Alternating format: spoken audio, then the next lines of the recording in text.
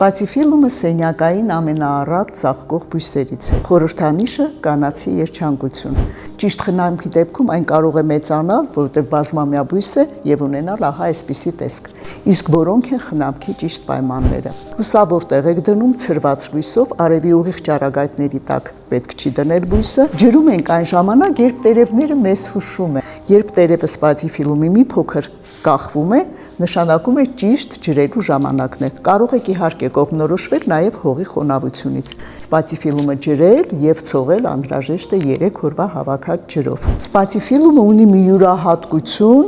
որ պետք է անպայման իմանաք։ Երբ երկար ժամանակ չի ջրվում, բույսը ենթարկվում է խուճապի եւ տերևները այսպես պառկում են։ Ինչ պետք է անել այդ ժամանակ։ Հավաքում եք տերևները, կապում եք որևէ թելով եւ ինտենսիվ սկսում եք ցողել։ Երբ կտեսնեք, որ բույսը վերականգնվել է, թելը կարող եք հեռացնել։